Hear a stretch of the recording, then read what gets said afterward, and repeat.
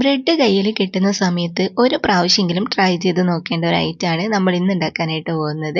വീട്ടിൽ വിരുന്നുകാരെല്ലാം വരുന്ന സമയത്ത് നമുക്കൊരു വെറൈറ്റി ആയിട്ടെല്ലാം ഉണ്ടാക്കി കൊടുക്കാൻ പറ്റുന്ന ഒരു ഐറ്റമാണ് ഇത്. അതുപോലെ തന്നെ വൈകുന്നേരം നമുക്ക് ചായൻ്റെ കൂടെ എല്ലാം കഴിക്കാൻ പറ്റുന്ന നല്ലൊരു ഐറ്റമാണ് കേട്ടോ.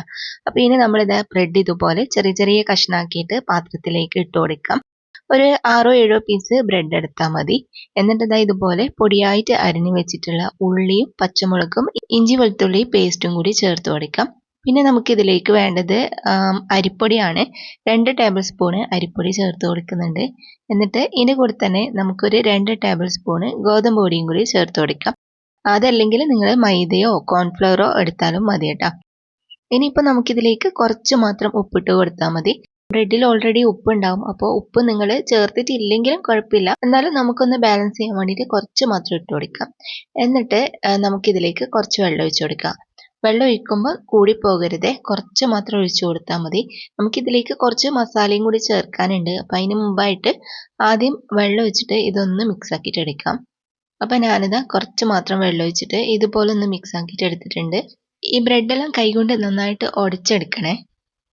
ഇനിയിപ്പോൾ നമുക്ക് ഇതിലേക്ക് പൊടികൾ ചേർത്ത് കൊടുക്കാം. 1/4 ടീസ്പൂണ് മഞ്ഞൾപ്പൊടിയും 1/4 ടീസ്പൂണ് കുരുമുളക് പൊടിയും പിന്നെ ഒരു 1/2 ടീസ്പൂണ് ചിക്കൻ മസാലയും 1/2 ടീസ്പൂണ് കാശ്മീരി ചില്ലി പൗഡറും പിന്നെ കുറച്ച് മസാലപ്പൊടിയും കൂടി ഞാൻ ഇതിലേക്ക് ഇട്ട് കൊടുക്കുന്നുണ്ട്.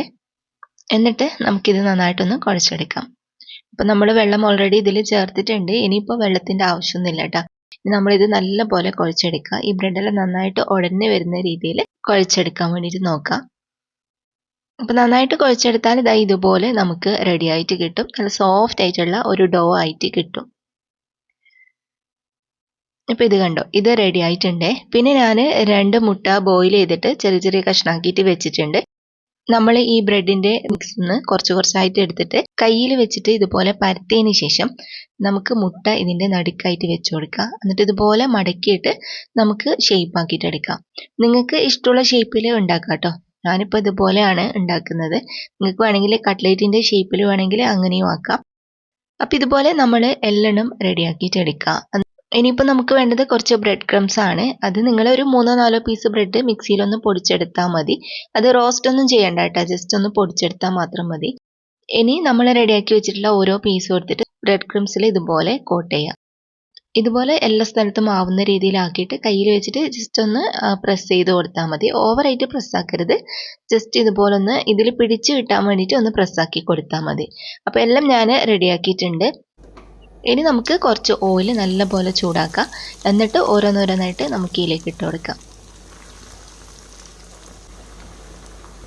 അപ്പോൾ അതാ ഞാൻ ഒരു 3-4 ഇതിലേക്ക് ഇട്ട് കൊടുത്തിട്ടുണ്ട്. ഹൈ ഫ്ലെയിമിൽ തന്നെ വെച്ചാൽ മതി. ബ്രെഡെല്ലാം ഓൾറെഡി കുക്കായതാണ്. അപ്പോൾ ജസ്റ്റ് ഇതൊന്ന് ഫ്രൈ ആയിട്ട് വന്നാൽ മാത്രം മതി. അപ്പോൾ ഇതുപോലെ തിരിച്ചു മറിച്ചെല്ലാം ഇട്ടിട്ട് നല്ലൊരു ഗോൾഡൻ ഷെയ്ഡിൽ ഫ്രൈ ആക്കിയിട്ട് എടുക്കാം. അപ്പോൾ ഒരു സെറ്റ് റെഡിയാക്കിയിട്ട് എടുത്തിട്ടുണ്ട്. ഇതുപോലെ തന്നെ നമുക്ക് ബാക്കിയുള്ളതും കൂടി റെഡിയാക്കിയിട്ട് എടുക്കാം. പുറം ഭാഗം നല്ല ക്രിസ്പിയും ഉള്ളിൽ നല്ല സോഫ്റ്റ് ഒക്കെ ആയിട്ടുള്ള ഒരു ചായക്കടിയാണ്. നല്ല ടേസ്റ്റി ആയിട്ടുള്ള വെറൈറ്റി ആയിട്ടുള്ള ഒരു ചായക്കടീൻ്റെ റെസിപ്പിയാണ്. അപ്പോൾ ഇതുവരെ ഇങ്ങനെ ചെയ്ത് നോക്കിയിട്ടില്ലെങ്കിൽ ട്രൈ ആക്കി നോക്കിയിട്ട് ഫീഡ്ബാക്ക് അറിയിക്കുക. ഇന്നത്തെ റെസിപ്പി നിങ്ങൾക്ക് എല്ലാവർക്കും ഇഷ്ടമായിട്ടുണ്ടാവും എന്ന് വിചാരിക്കുന്നു. വീഡിയോ ഇഷ്ടമായാൽ ലൈക്കും ഷെയറും കമൻറ്റും ചെയ്യുക. ഇതുപോലുള്ള വെറൈറ്റി റെസിപ്പികൾ കാണാനായിട്ട് നമ്മുടെ പേജ് ഫോളോ ചെയ്യാൻ മറക്കരുത്.